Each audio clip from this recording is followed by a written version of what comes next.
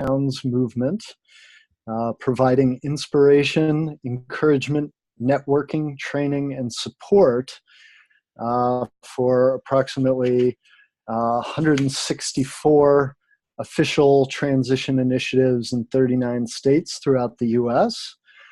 But we also really see ourselves as serving the movement of movements. I think that's been a kind of progressive learning for us, that the boundaries between what is transition and what is not transition have mostly dissolved at this point.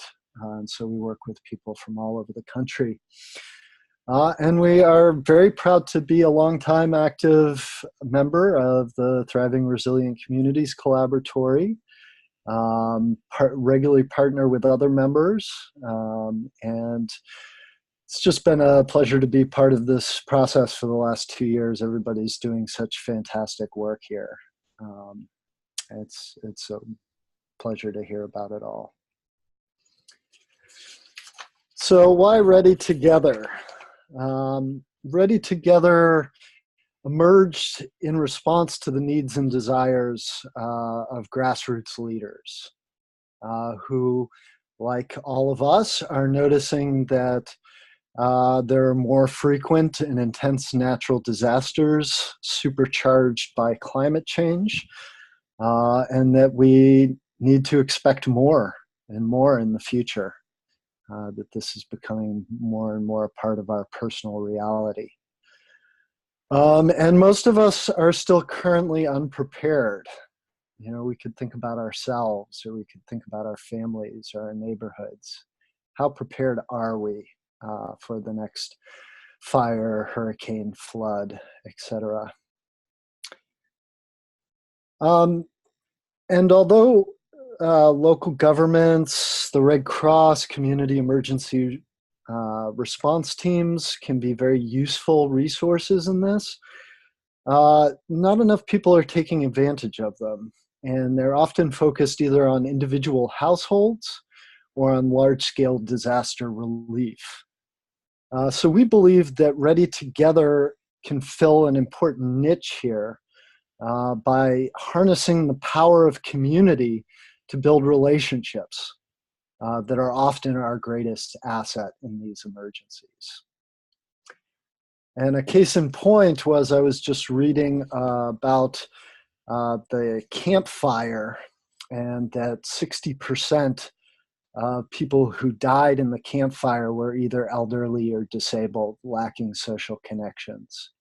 They were forgotten and they couldn't get out. And we're trying to rectify that.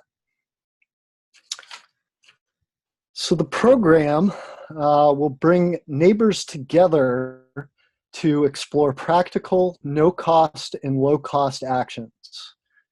Some of them include gathering essential supplies of food, water, and medicine, preparing go bags in case of an evacuation, mapping neighborhoods so that no one falls through the cracks, and identifying and mitigating home and neighborhood hazards.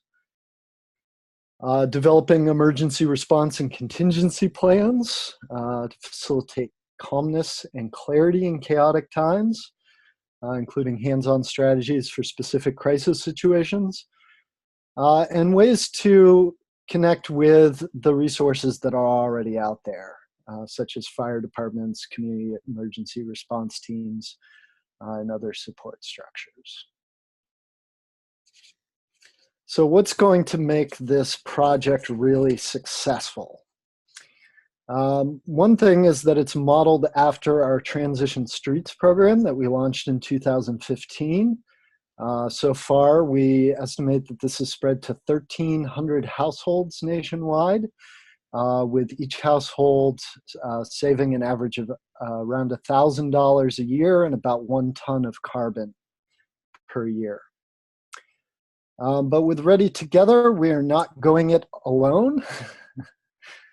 We are working in partnership and collaboration. We recently brought on 2 new major partners. Fellow TRCC member News Stories is going to be working with us very closely on this. And also the City of Renton, Washington's Department of Emergency Preparedness, who's very excited about this program. So they're going to help us develop content and promote this program.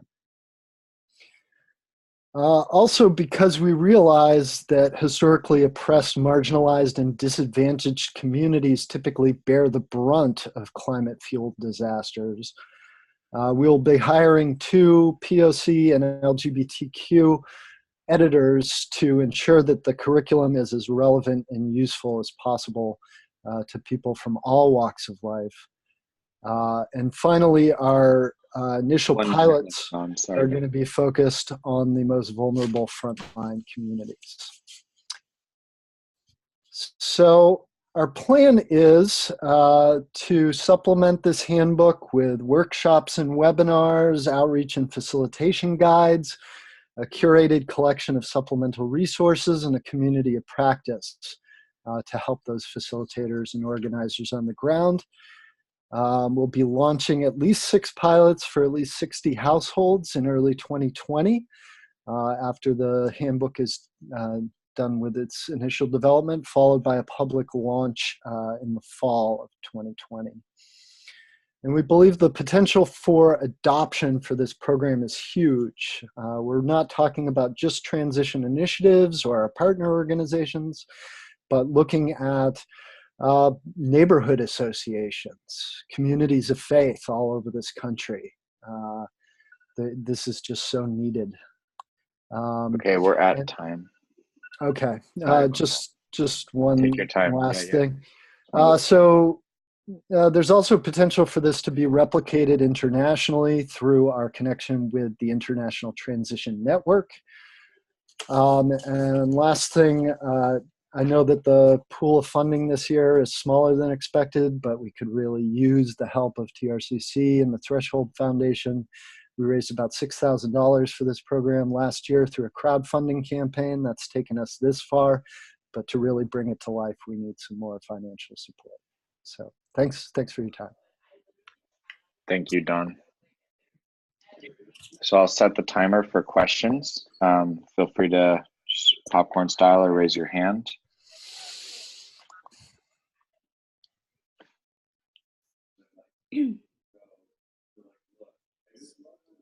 Yes, Jenny. Will you be charging for it in some communities? You know, people who can pay for it, and people or communities that can't afford it so well, not, or?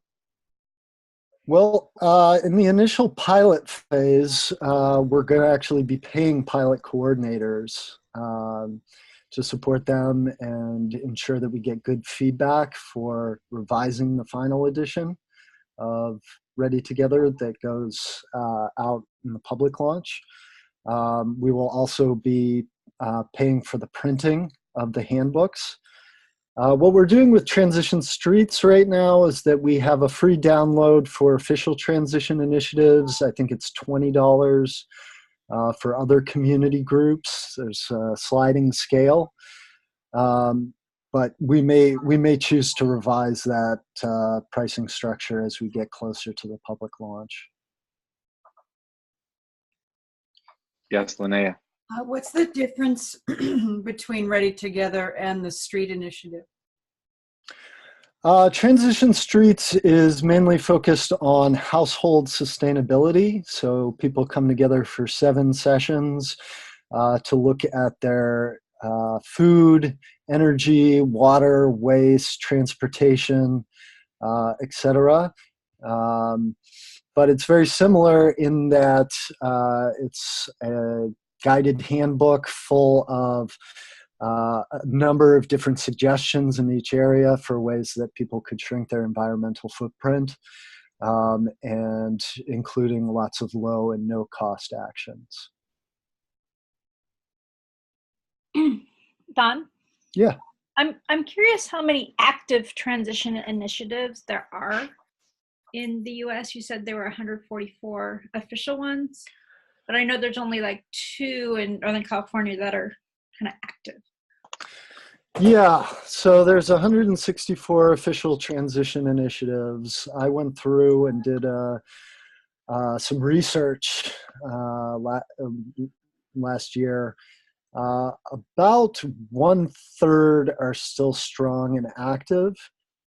There is also a large group. I have a list of about 200 what we call mulling organizations who have called themselves transition initiatives or some way affiliated themselves with transition in the US, that never applied for official recognition. It's not something that's required. It's something that we offer. So I would say there's probably another 50 or so of those that are active strong groups. So maybe 100 active strong groups throughout the country. And many right now are talking to us about, how do we revive our transition initiative? So just because it's not currently active doesn't mean that it won't be again. And lots of times when initiative becomes inactive is because the energy has all gone into a specific project. So I wouldn't, count those as failures, but just as the energy moving as it will. So we're at time. We're going to move on to